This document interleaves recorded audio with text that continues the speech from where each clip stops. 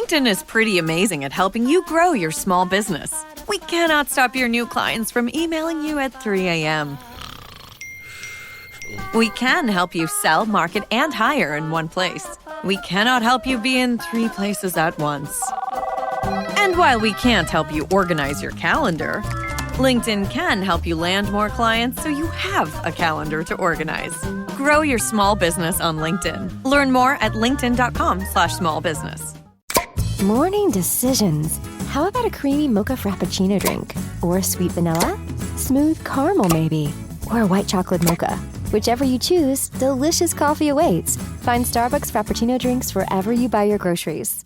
Existe una pregunta que ha desconcertado a lectores de la Biblia durante siglos, una pregunta que no desaparece por más que se intente ignorar, porque se instala en la mente con la fuerza de una contradicción que no tiene resolución sencilla.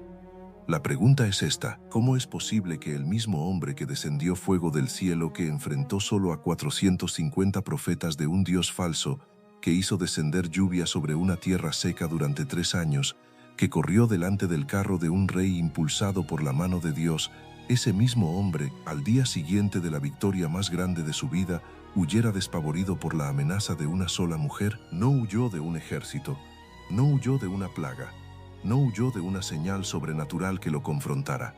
Huyó de un mensaje, de unas palabras enviadas por una reina que ni siquiera fue en persona a buscarlo. Y huyó tan lejos, con tanto pánico instalado en su interior, que terminó en el desierto pidiendo morirse. El profeta que había desafiado a toda una nación, que había puesto en ridículo a todo un sistema religioso falso delante del pueblo de Israel, ese mismo hombre estaba debajo de un árbol en el desierto de Judá, solo, agotado y convencido de que ya no tenía razón para seguir viviendo. Esa contradicción no está ahí por accidente. Está ahí porque la Biblia no es una colección de historias diseñadas para hacer quedar bien a sus protagonistas. Es el registro honesto, sin filtros, de hombres y mujeres reales que caminaron con Dios, que tuvieron victorias extraordinarias y también momentos de quiebre profundo, y cuyas experiencias fueron preservadas precisamente para que las generaciones que vendrían después pudieran entenderse a sí mismas a través de ellas. Lo que le ocurrió a Elías después del Monte Carmelo no es una historia de fracaso espiritual, es una de las revelaciones más honestas y más compasivas que encontramos en toda la Escritura sobre lo que le sucede al ser humano cuando ha dado todo lo que tiene y no tiene más. Hoy vamos a recorrer este relato con toda la profundidad que merece. Vamos a entrar en el contexto histórico y espiritual de Israel bajo el reinado de Acab y Jezabel. Vamos a vivir el Monte Carmelo desde adentro, entendiendo no solo lo que ocurrió, sino por qué ocurrió y qué costó. Vamos a adentrarnos en la psicología de Elías en su momento de quiebre, y vamos a escuchar la respuesta de Dios, que no fue lo que nadie esperaba y que es posiblemente la parte más poderosa de todo el relato. Y al final, vas a entender la verdadera razón por la que Elías huyó de Jezabel. No porque fuera cobarde, no porque perdiera la fe, sino por una razón que probablemente te sea más familiar de lo que quisieras admitir. Para entender a Elías hay que entender primero el mundo en el que vivía, porque nadie puede comprenderse a sí mismo sin comprender el ambiente que lo formó y lo presionó. Y el ambiente en el que Elías ejerció su ministerio profético era uno de los más hostiles que registra la historia del pueblo de Israel. En el primer libro de Reyes, capítulo 16, la palabra de Dios nos presenta a Acab, hijo de Omri, rey de Israel, con una descripción que el texto no intenta suavizar. Acab hizo lo malo ante los ojos del Señor más que todos los que fueron antes de él, y eso era mucho decir, porque los reyes que lo precedieron tampoco habían sido ejemplo de fidelidad a Dios. Pero Acab alcanzó un nivel de apostasía que superó a todos ellos. El elemento que convirtió el reinado de Acab en algo cualitativamente diferente a los reyes anteriores fue su matrimonio con Jezabel, princesa de Sidón, hija del rey Etbaal. Jezabel no era simplemente una mujer pagana que mantenía sus creencias privadas. Era una mujer que llegó al trono de Israel con una misión que podríamos llamar, sin exageración, de exterminio religioso sistemático. La palabra de Dios nos narra en el primer libro de Reyes, capítulo 18, que mientras Elías estaba escondido durante los años de sequía, Jezabel había estado matando a los profetas del Señor, no persiguiéndolos, no silenciándolos, no exiliándolos, matándolos uno a uno, con la misma frialdad con que se ejecuta una política de Estado. En ese mismo periodo, Acab había construido un templo para Baal en Samaria, la capital del reino del norte, y había levantado un altar dentro de ese templo. Había erigido también una imagen de Asera, la diosa madre de las culturas cananeas, y para sostener ese sistema de idolatría oficial del Estado israelita, había financiado y mantenido a 450 profetas de Baal y 400 profetas de Asera, todos ellos comiendo de la mesa de Jezabel, todos ellos funcionando como el aparato religioso del poder político. Israel, el pueblo que había recibido la revelación del Dios único, el pueblo que había cruzado el Mar Rojo, que había recibido la ley en el Sinaí, que había visto el fuego y la nube, estaba ahora oficialmente organizado alrededor de la adoración a dioses falsos. En ese contexto de corrupción total, de silencio de los profetas fieles y de dominio absoluto de la idolatría institucionalizada, Dios levantó a Elías el Tisbita. Y lo primero que hizo Elías fue declarar una sequía. En el primer libro de Reyes, capítulo 17, versículo 1, la palabra de Dios nos dice que Elías se presentó delante de Acab y declaró: «Vive el Señor Dios de Israel, en cuya presencia estoy, que no habrá lluvia ni rocío en estos años, sino por mi palabra, sin negociación, sin proceso previo, sin diplomacia». Una declaración directa, imposible de malinterpretar, que colocó a Elías en una posición de confrontación directa con el poder más alto de la nación. Durante los 3 años y medio que siguieron, Elías vivió en completo aislamiento. Dios lo escondió primero junto al arroyo de Querit, donde los cuervos le llevaban alimento. Luego lo envió a Sarepta de Sidón, paradójicamente al territorio de donde venía la misma Jezabel, donde fue sustentado por una viuda en medio de la escasez. Durante todo ese tiempo, Elías sostuvo en su interior la certeza de que Dios era real y que la sequía terminaría, pero también la presión de saber que había un rey con todos los recursos de un estado buscándolo para matarlo. El texto nos dice que Acab buscó a Elías por toda nación y reino y que hacía jurar a cada reino y nación que no lo habían encontrado. No era una búsqueda casual, era una persecución sistemática con recursos reales. Y Elías sostuvo eso solo, en silencio, durante más de 3 años. Cuando finalmente llega el momento que Dios había determinado para el enfrentamiento, la palabra de Dios nos narra en el primer libro de Reyes, capítulo 18, que el Señor le dijo a Elías que se presentara ante Acab, porque enviaría lluvia sobre la tierra. Y en el camino hacia esa presentación ocurre un encuentro que nos da información crucial sobre el estado espiritual de Israel en ese momento. Elías se encontró con Abdías, el mayordomo del palacio de Acab, un hombre que el texto describe con una frase que merece atención: Abdías temía a Jehová en gran manera. Aquí estaba un hombre que vivía dentro del mismo sistema de corrupción que Acab y Jezabel habían construido, ocupando un cargo de alta responsabilidad en el palacio de la mujer que mataba profetas, y sin embargo mantenía en secreto su fe y había llegado a esconder a 100 profetas del Señor en 2 cuevas, alimentándolos con pan y agua para preservarles la vida. Este detalle sobre Abdías nos dice algo importante sobre la realidad espiritual de Israel en ese tiempo. La fe no había desaparecido completamente. No todos habían cedido. Había personas que en silencio, a riesgo de su propia vida, mantenían encendida una llama que el sistema oficial intentaba apagar. Pero esa fe estaba escondida, subterránea, operando en las sombras porque la presión del sistema que Jezabel había construido hacía imposible expresarla abiertamente. Y ese contexto de fe subterránea, de silencio forzado, de profetas escondidos en cuevas, era el Israel al que Elías estaba a punto de hablarle en el Monte Carmelo. El encuentro entre Elías y Abdías también nos permite ver algo sobre la percepción que el mismo Elías tenía de la situación.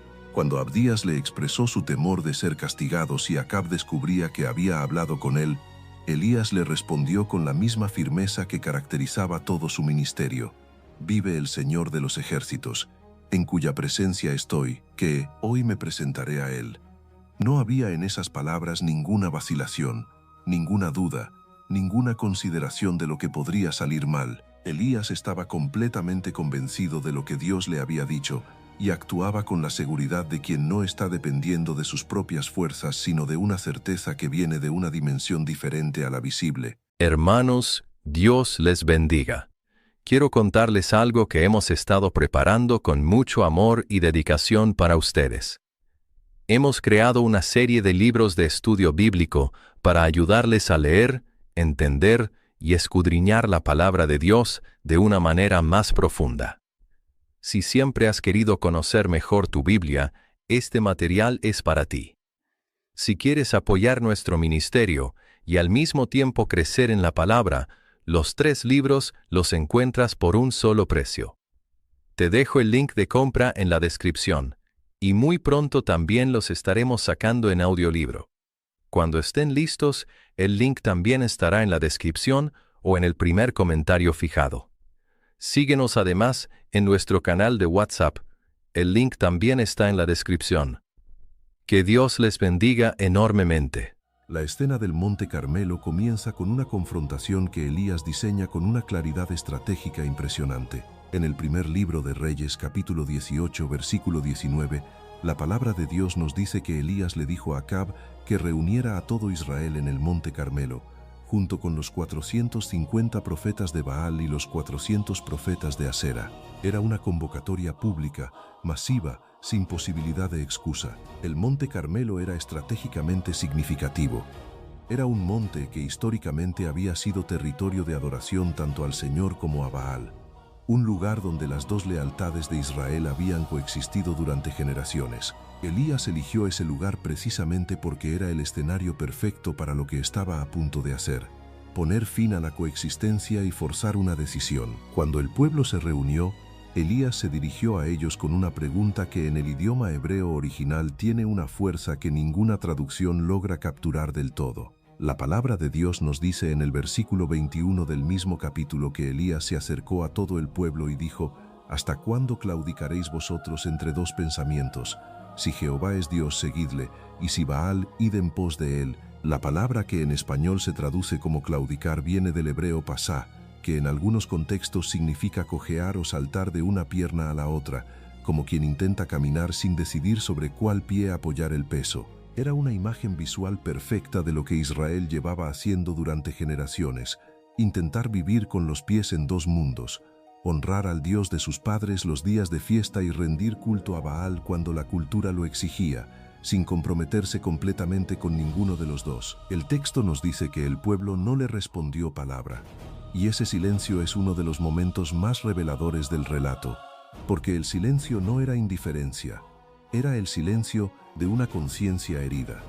Era el silencio de personas que en lo más profundo de sí mismas sabían la respuesta correcta, pero no tenían el valor de pronunciarla en voz alta, porque hacerlo implicaba posicionarse contra el sistema que Jezabel había construido, y ese sistema tenía dientes. Los profetas que se habían posicionado abiertamente ya estaban muertos. La memoria de lo que le costaba a alguien declarar públicamente su lealtad al Dios de Israel era suficientemente fresca como para paralizar a una nación entera en un silencio que decía todo sin decir nada. Ante ese silencio, Elías propuso algo que en cualquier otro contexto habría sonado a locura pura. En el primer libro de Reyes, capítulo 18, versículos 23 y 24, la palabra de Dios nos narra que Elías planteó el desafío en términos que no dejaban ningún margen de ambigüedad: que los 450 profetas de Baal tomaran un buey, lo prepararan y lo pusieran sobre el altar de su Dios, pero sin encender fuego, y que él haría lo mismo, y entonces cada uno invocaría a su Dios. El que respondiera con fuego, ese sería el Dios verdadero. El pueblo respondió que le parecía bien, y con esa respuesta quedó sellado un enfrentamiento que iba a definir el rumbo espiritual de una nación. Lo que ocurrió a continuación con los profetas de Baal es uno de los registros más patéticos y al mismo tiempo más trágicos de toda la Escritura, porque estos hombres creían de verdad, no eran charlatanes conscientes que sabían que su Dios era una mentira y aún así continuaban con el engaño. Eran hombres que habían dedicado sus vidas a un sistema religioso que les había prometido poder, conexión con lo divino y significado, y en ese momento crucial, cuando el honor de su Dios y su propia vida dependían de una respuesta sobrenatural, pusieron todo lo que tenían sobre la mesa. La palabra de Dios nos narra en los versículos 26 al 29 del capítulo 18 que tomaron el buey que se les dio, lo prepararon, y comenzaron a invocar el nombre de Baal desde la mañana hasta el mediodía, diciendo: Baal, respóndenos. Saltaban sobre el altar que habían hecho, gritaban en alta voz, y cuando el mediodía pasó y nada había ocurrido, comenzaron a cortarse con espadas y con lancetas conforme a su costumbre, hasta que la sangre corría sobre ellos. Eso no era teatro. Era desesperación real, era la expresión extrema de personas que genuinamente creían que si aumentaban la intensidad de su demostración, si ofrecían suficiente dolor físico, si elevaban suficientemente el volumen de su clamor, algo respondería. Y nada respondió. El texto lo dice con una simplicidad que es casi brutal en su honestidad. No hubo ninguna voz, ni quien respondiese ni escuchase. 450 voces.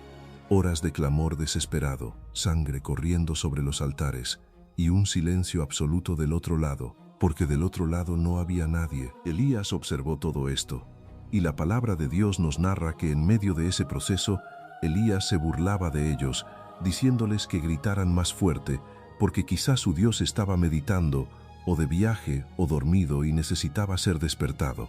Esa burla no era crueldad gratuita ni falta de empatía.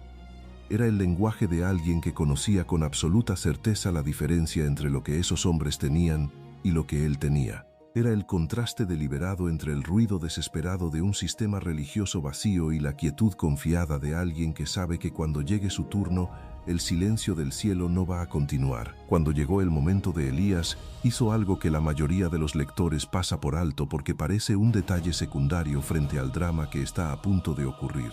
Antes de preparar el sacrificio, antes de orar, antes de hacer absolutamente nada que pudiera describirse como espectacular, Elías reparó el altar de Jehová que estaba arruinado. La palabra de Dios nos dice en el versículo 30 del capítulo 18 que Elías hizo que todo el pueblo se acercara y luego tomó 12 piedras conforme al número de las tribus de los hijos de Jacob, a quien el Señor había dicho que su nombre sería Israel, y edificó con esas 12 piedras un altar en el nombre del Señor. El detalle de las 12 piedras tiene una carga teológica que no puede ignorarse.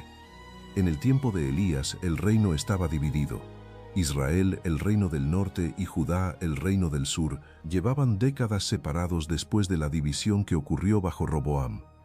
Eran dos naciones con dos reyes distintos, dos centros religiosos distintos y dos identidades políticas distintas. Elías tomó 12 piedras, no 10 que representaran solo al reino del norte donde él estaba ministrando. 12, una por cada tribu del pueblo completo de Dios. Con ese gesto, antes de pronunciar una sola palabra en oración, Elías estaba haciendo una declaración que trascendía la política de su tiempo. Delante del Dios de Israel, el pueblo era uno. La división humana no alteraba la identidad que Dios había establecido. Y esa declaración no era solo para el momento presente, era un ancla teológica que vinculaba lo que estaba a punto de ocurrir con la historia completa del pueblo de Dios desde los patriarcas. Después del altar, Elías preparó el sacrificio, y luego hizo algo que, visto desde la lógica humana, parecería diseñado para sabotear su propia demostración. Mandó llenar 4 cántaros de agua y derramarlos sobre el holocausto y sobre la leña. Y luego lo hizo una segunda vez, y luego una tercera vez, hasta que el agua corría por todo el altar y llenaba la zanja que había cavado alrededor. Todo estaba empapado. La leña estaba empapada. El sacrificio estaba empapado. Las piedras estaban empapadas. No había ninguna posibilidad física de que aquello se encendiera por medios naturales. Eso era exactamente el punto. Elías no estaba diseñando una experiencia que pudiera tener alguna explicación alternativa. Estaba construyendo deliberadamente un escenario donde la única respuesta posible fuera sobrenatural o ninguna. Si el fuego caía sobre ese altar empapado, nadie en Israel podría atribuirlo al sol, al calor, a la madera seca o a ningún otro factor natural. Y si no caía, el silencio sería igualmente definitivo. Elías estaba eliminando toda posibilidad de ambigüedad, porque el problema de Israel no era falta de información, era falta de decisión. Y para forzar una decisión, necesitaba una señal que no dejara espacio para la interpretación. Y entonces llegó el momento de la oración. No de un clamor desesperado, no de una demostración de intensidad religiosa diseñada para impresionar a la audiencia. La palabra de Dios nos narra en los versículos 36 y 37 del capítulo 18 del primer libro de Reyes que cuando era ya la hora de ofrecerse el holocausto, el profeta Elías se acercó y dijo: Jehová Dios de Abraham, de Isaac y de Israel, sea hoy manifiesto que tú eres Dios en Israel y que yo soy tu siervo, y que por tu palabra he hecho todas estas cosas. Respóndeme, Jehová, respóndeme, para que conozca este pueblo que tú, oh Jehová, eres el Dios, y que tú vuelves a ti el corazón de ellos. Hay algo extraordinariamente revelador en esa oración cuando se la compara con las horas de clamor desesperado de los profetas de Baal. Lo primero que salta a la vista es la brevedad. No hay clamor extenso, no hay repetición de frases para generar efecto emocional. No hay desesperación. Son 2 versículos. 2 versículos contra horas de gritos, danzas y automutilación. Y en esos 2 versículos hay 3 afirmaciones que muestran el estado interior del hombre que está orando. Primero, una afirmación de identidad, porque Elías llama a Dios por el nombre que lo vincula al pacto con los patriarcas, recordando que lo que está pidiendo no es algo nuevo, sino el cumplimiento de una relación que lleva siglos en pie. Segundo, una afirmación de obediencia, porque dice que todo lo que ha hecho lo ha hecho por la palabra del Señor, no por iniciativa propia, no por ambición personal, no por deseo de protagonismo. Y tercero, una petición que no es egoísta sino pastoral. Pide que el pueblo conozca, que el pueblo regrese, que el corazón de Israel sea devuelto a su Dios. La respuesta fue inmediata. La palabra de Dios nos narra en el versículo 38 del capítulo 18 con una contundencia que no admite suavizantes. Entonces cayó fuego de Jehová y consumió el holocausto, la leña, las piedras, el polvo y aún lamió el agua que estaba en la zanja. No fue una chispa, no fue un fuego que encendió lentamente lo que estaba sobre el altar. Fue un fuego que consumió todo, incluyendo las piedras y el polvo y el agua que rodeaba el altar. Un fuego que no solo demostró la existencia de Dios, sino que demostró algo sobre el carácter de ese Dios, que cuando responde no lo hace a medias, que cuando confirma su presencia no deja espacio para la duda, que cuando interviene lo hace de una manera que cierra todas las puertas traseras de la interpretación alternativa. El pueblo cayó sobre su rostro. La palabra de Dios nos dice que declararon: Jehová es el Dios. Jehová es el Dios. La nación que durante años había dividido su lealtad entre el Dios de sus padres y los dioses de Jezabel, en ese momento proclamó con una sola voz una verdad que no pudo sostenerse callada ni un instante más. Fue el resultado de un proceso que Elías había manejado con una sabiduría estratégica impresionante. No intentó convencer a Israel con argumentos, no intentó persuadirlos con discursos teológicos, sino que los colocó delante de una experiencia que no dejaba otra opción que la rendición. Pero Elías no consideraba que el trabajo del día hubiera terminado con el fuego y la proclamación del pueblo. Había algo más que tenía que ocurrir. Israel llevaba 3 años y medio bajo una sequía que había devastado la economía, la agricultura y la vida cotidiana de la nación. Y Elías sabía, con la misma certeza con que había sabido que el fuego iba a caer, que ese día también iba a llover. La palabra de Dios nos narra en el versículo 41 que Elías le dijo a Acab: «Sube, come y bebe, porque una grande lluvia se oye». No se veía lluvia. El cielo estaba despejado, pero Elías la escuchaba. No con los oídos físicos, sino con esa capacidad que caracteriza a quien vive en comunión real con Dios, la de percibir lo que aún no es visible porque ya es una realidad en la dimensión de lo eterno. Mientras Acab subía a comer y beber, Elías subió a la cumbre del Carmelo y se postró en tierra, con su rostro entre sus rodillas, en una postura de intercesión profunda, y comenzó a orar. No una vez. La palabra de Dios nos narra que envió a su siervo 7 veces a mirar hacia el mar, y 6 veces el siervo regresó con el mismo reporte: no hay nada. No hay señal de lluvia en el horizonte. El cielo está vacío, y cada vez que el siervo regresaba con ese reporte, Elías enviaba de vuelta: ve otra vez. Ese detalle, repetido 6 veces, no está en el texto para ocupar espacio. Está ahí para mostrarnos algo fundamental sobre la naturaleza de la fe que Elías tenía.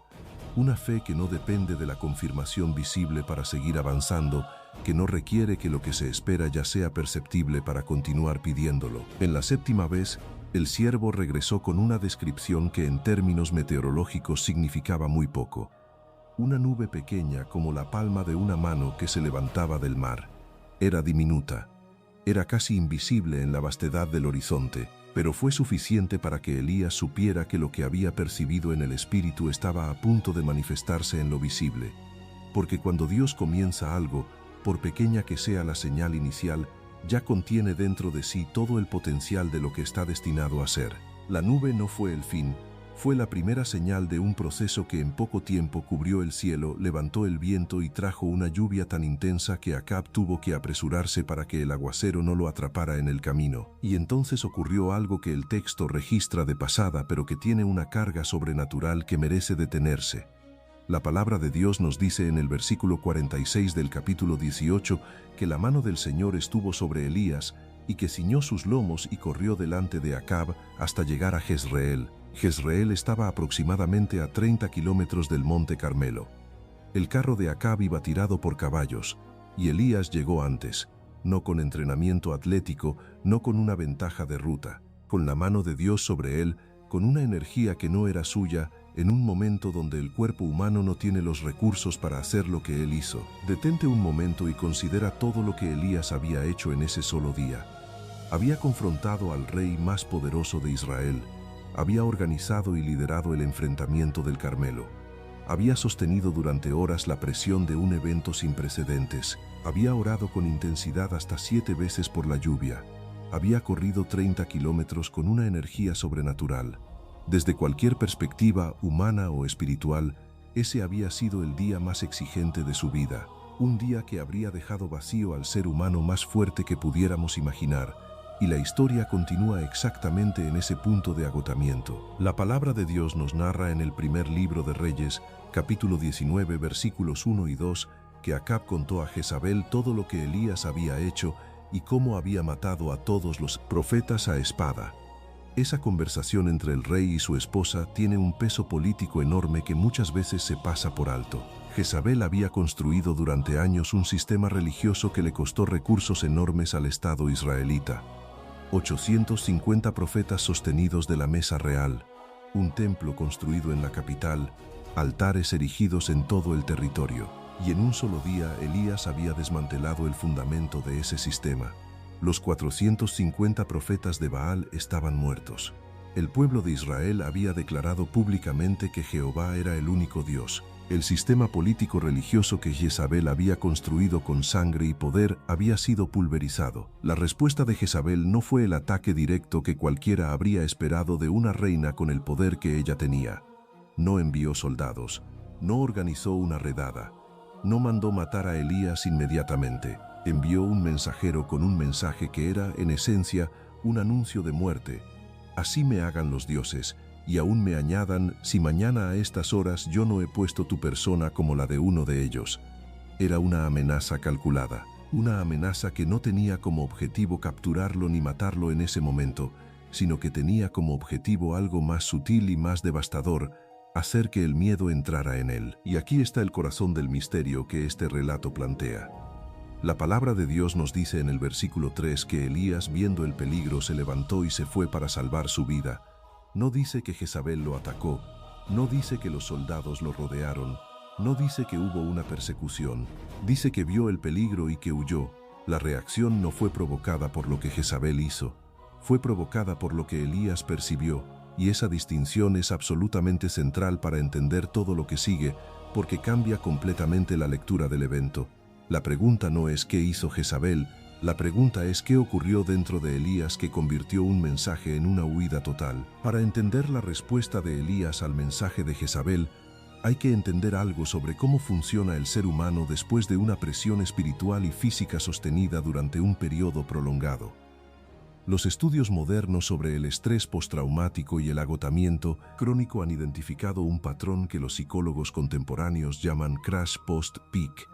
El colapso que ocurre después del punto más alto de rendimiento es el fenómeno que experimentan los atletas después de competencias de alto rendimiento, los médicos después de cirugías de muchas horas, los líderes después de crisis que exigen todo lo que tienen. El cuerpo y la mente humana pueden sostenerse en un nivel extraordinario de funcionamiento durante un periodo determinado, impulsados por la adrenalina, la fe, el propósito o la urgencia de la situación. Pero cuando ese periodo termina y la intensidad cede, los recursos que se movilizaron para sostener ese nivel se agotan simultáneamente y la persona cae a un estado de vulnerabilidad que puede ser dramáticamente inferior a su funcionamiento habitual. Elías no solo había vivido el día más intenso de su ministerio, Había vivido 3 años y medio de presión sostenida. 3 años y medio escondido, perseguido, solo, sin comunidad, sin el respaldo visible de ninguna estructura institucional que lo sostuviera. 3 años y medio sabiendo que el rey de Israel tenía órdenes de matarlo y los recursos para lograrlo. Durante todo ese tiempo, Elías se había mantenido en pie por la certeza de que Dios lo había llamado y que Dios lo sostendría. Esa certeza era real. Había producido milagros, había sostenido al profeta a través de circunstancias que habrían quebrado a cualquier otra persona. Pero la certeza espiritual no elimina la fatiga del cuerpo. La fe no borra el agotamiento emocional. El poder de Dios puede manifestarse a través de un instrumento humano sin que ese instrumento quede inmune al desgaste que el uso intensivo produce. Elías era un hombre, como lo dice el apóstol Santiago en su carta capítulo 5 versículo 17, con la misma naturaleza que nosotros. El texto griego usa la palabra homoiopates, que literalmente significa sujeto a los mismos sufrimientos, a las mismas pasiones, a las mismas limitaciones de la naturaleza humana. Lo que Elías experimentó en el Carmelo fue real. Lo que experimentó después también fue real.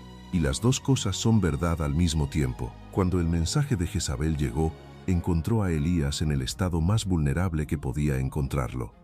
Después del mayor desgaste de su vida, sin haber tenido tiempo de procesarlo, que había vivido sin el descanso que un esfuerzo de esa magnitud habría requerido, y sin compañía humana que pudiera servirle de ancla emocional en ese momento.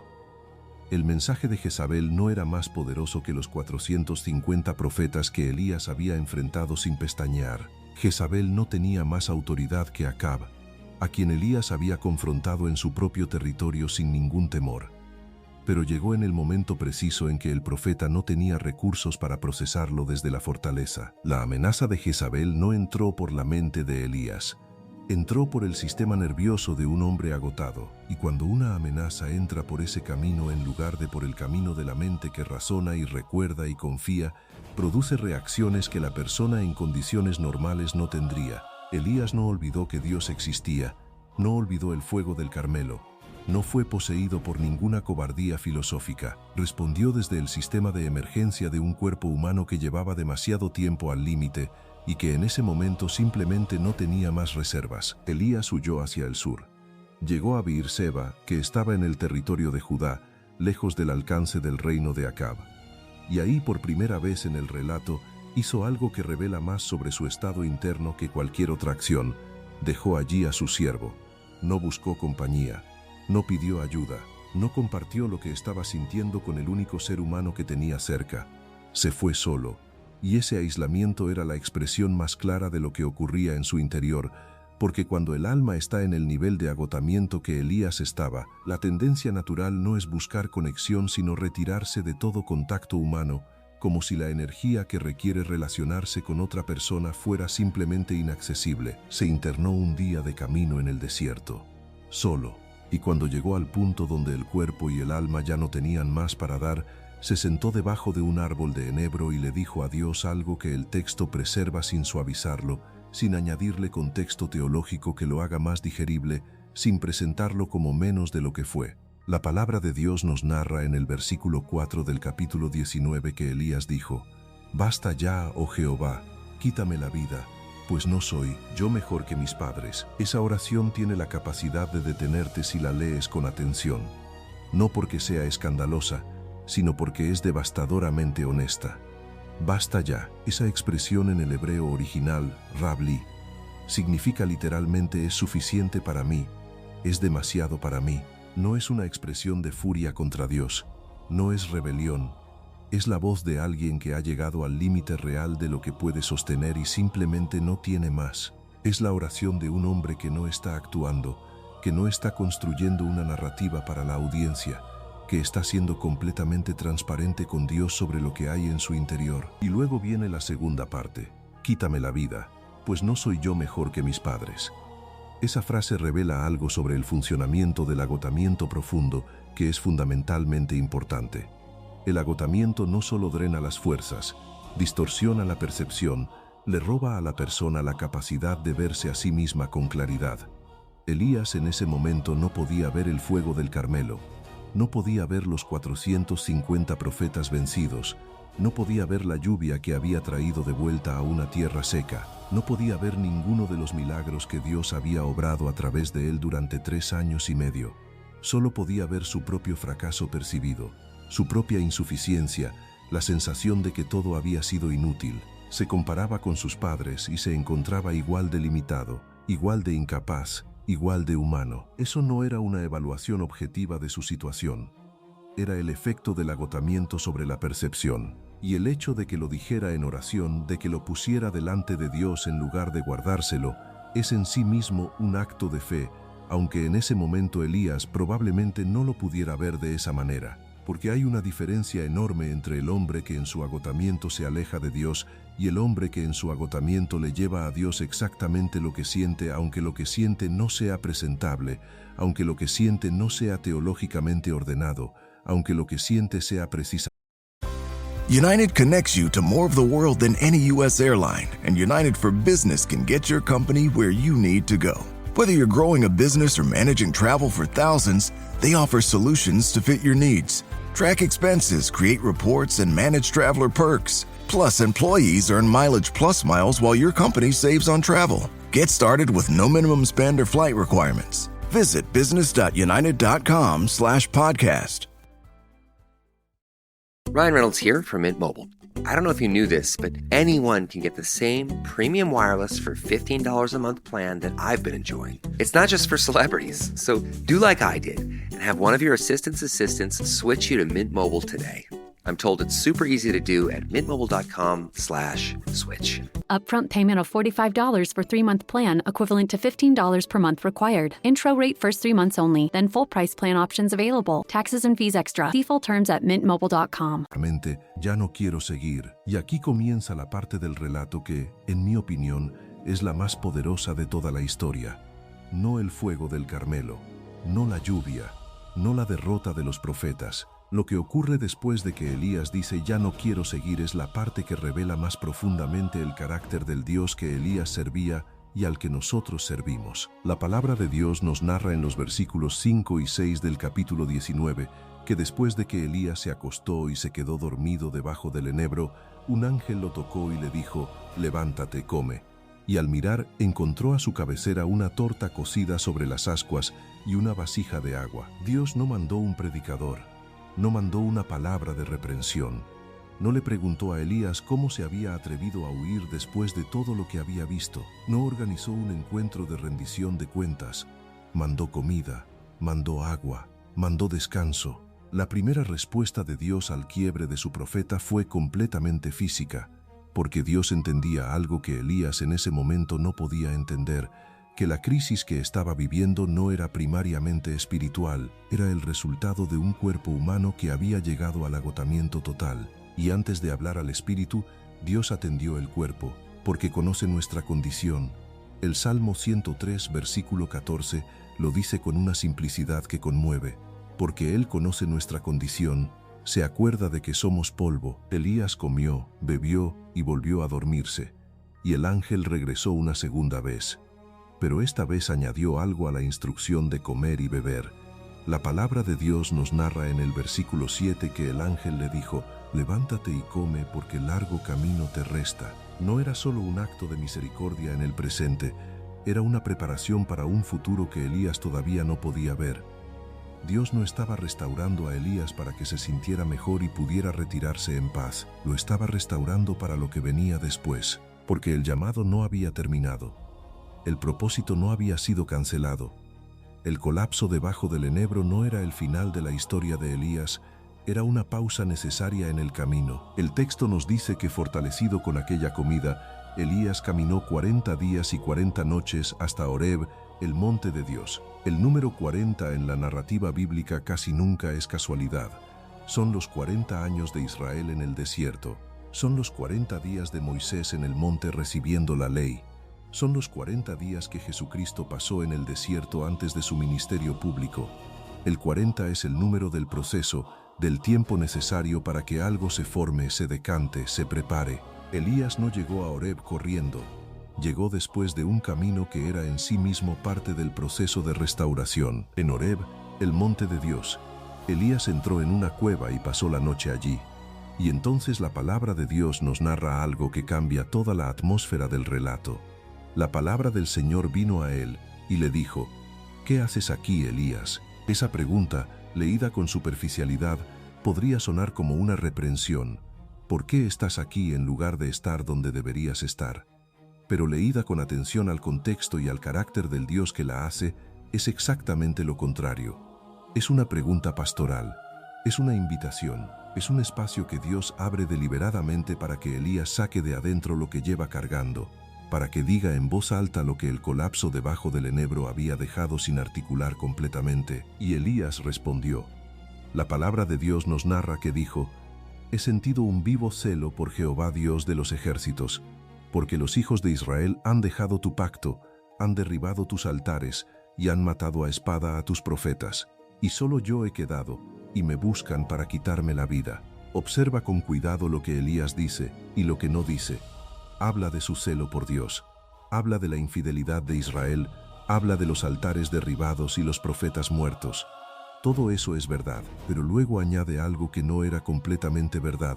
Solo yo he quedado. Elías estaba convencido de que era el único que permanecía fiel en toda la nación, y esa percepción, aunque era honesta en el sentido de que era lo que él genuinamente sentía, estaba distorsionada por el agotamiento y el aislamiento. El aislamiento hace eso. Cuando una persona lleva suficiente tiempo sola, cuando ha estado lo suficientemente separada de la comunidad que debería rodearlo, comienza a percibir su situación como única en un sentido que no es real. Elías no era el único que quedaba. Había 100 profetas escondidos en cuevas gracias a Abdías. Había 7,000 hombres y mujeres en Israel que no habían doblado la rodilla ante Baal, como Dios le revelaría en breve. Pero Elías no podía verlos desde donde estaba, no solo físicamente sino internamente. El estado en que se encontraba le impedía percibir una realidad que existía objetivamente. Y entonces Dios le dio una experiencia que iba a enseñarle algo sobre sí mismo que ninguna palabra podría haberle transmitido con la misma efectividad. Le dijo que saliera de la cueva y se pusiera en el monte delante del Señor. Y la palabra de Dios nos narra en los versículos 11 y 12 del capítulo 19 que pasaron 3 fenómenos. Un viento grande y poderoso que rompía los montes y quebraba las peñas, pero el Señor no estaba en el viento. Después del viento, un terremoto, pero el Señor no estaba en el terremoto. Después del terremoto, un fuego, pero el Señor no estaba en el fuego. Y después del fuego, una voz apacible y delicada. El texto hebreo para esa voz apacible y delicada es Kol de Mamad Daka, que podría traducirse literalmente como voz de silencio delgado. Es una paradoja deliberada en el idioma, una voz que es silencio, un sonido que se percibe no porque sea fuerte, sino porque es tan diferente a todo lo demás que lo rodea que quien tiene el oído afinado lo distingue en medio de lo que para otros sería solo quietud. Y Elías, cuando escuchó ese sonido, cubrió su rostro con su manto y salió a la entrada de la cueva. La secuencia de los 3 fenómenos no es arbitraria. Dios le mostró a Elías 3 manifestaciones de poder extraordinario: el viento que rompe montañas, el terremoto, el fuego, y luego declaró que no estaba en ninguno de ellos.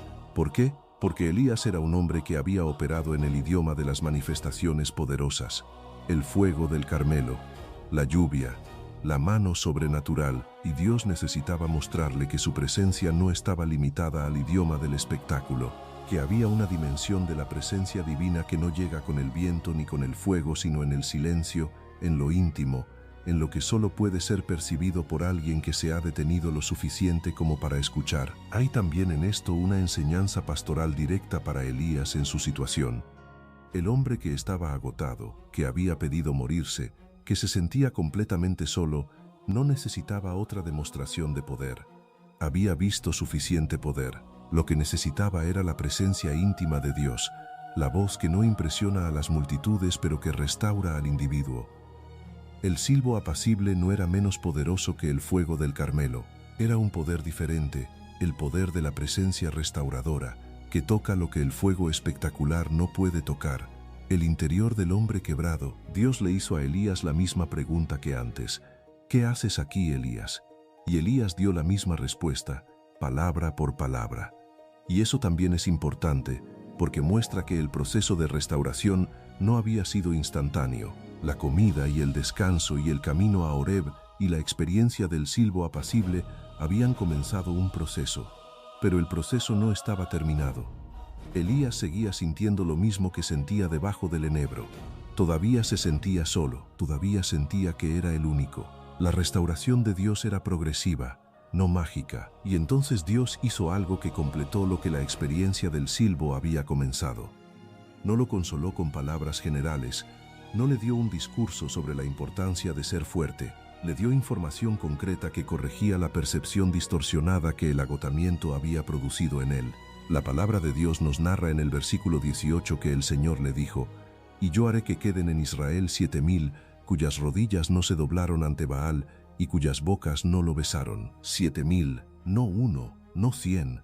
7,000 personas en Israel que habían mantenido su lealtad al Dios de sus padres en silencio, en secreto, pagando el precio que ese silencio les costaba en una nación donde la idolatría era la posición oficial del Estado.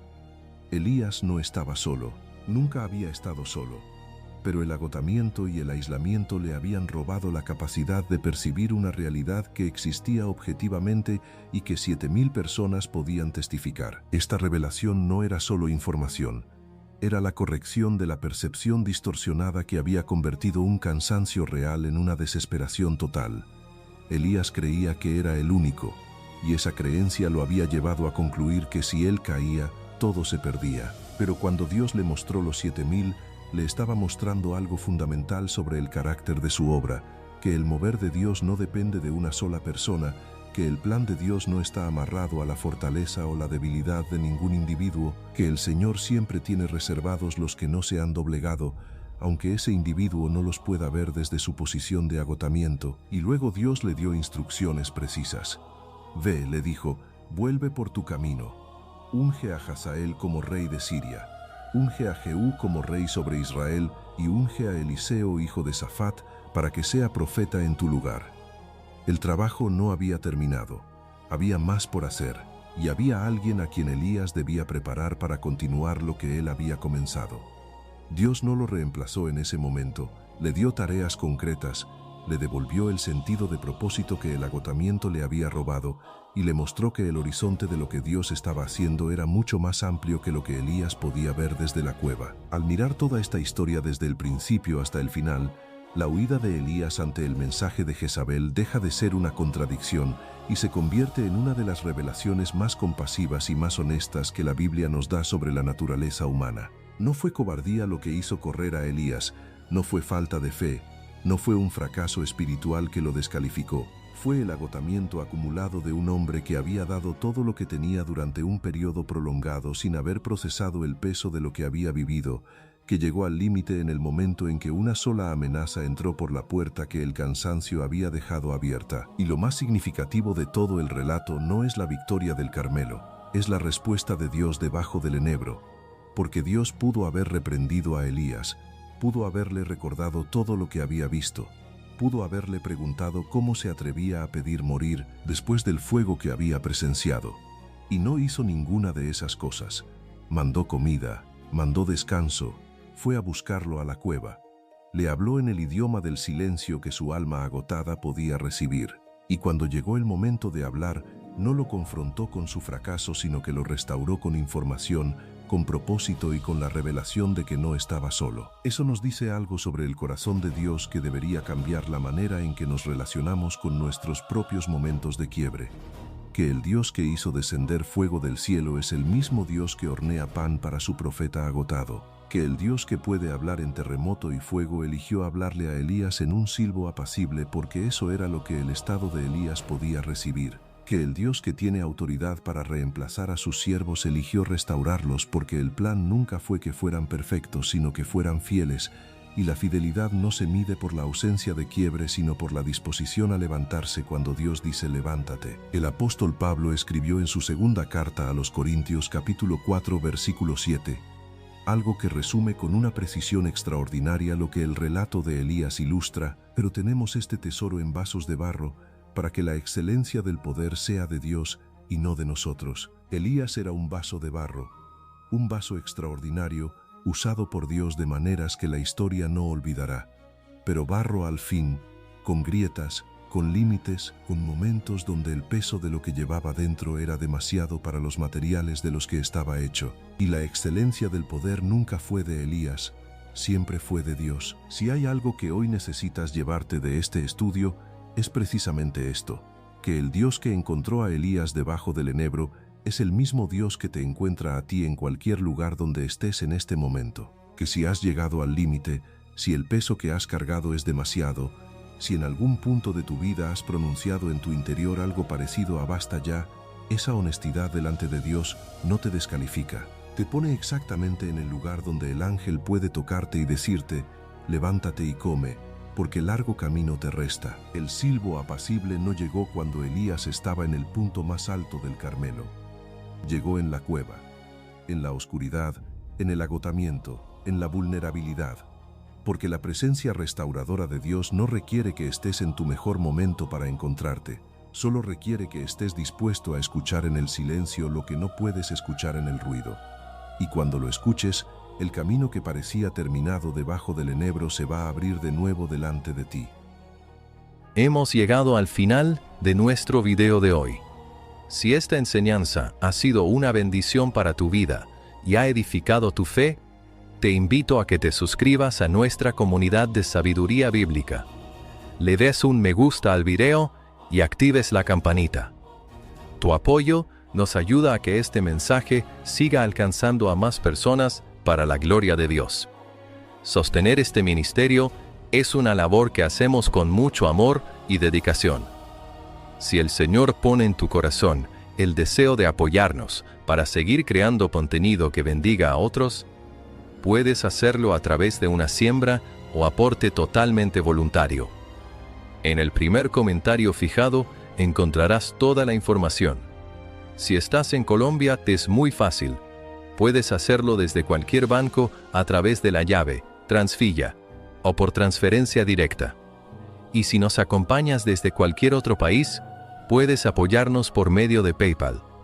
Recuerda que no hay aporte pequeño cuando se hace con un corazón alegre, pero, por sobre todo, tu mayor apoyo siempre será tu oración y el compartir este video con alguien que necesite hoy una palabra de esperanza.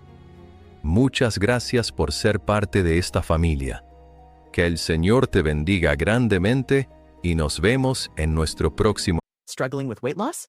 Prolon's 5-day fasting mimicking diet is a clinically developed nutrition program designed to promote fat loss while protecting lean body mass. Developed at USC's Longevity Institute, it assists the body in entering a fasting-like state that helps reset metabolism and target visceral fat. In just 5 days, Prolon offers a science-backed approach to weight loss without extreme restriction or guesswork. Get 15% off plus a $40 bonus gift when you subscribe at prolonlife.com/now. Encuentro.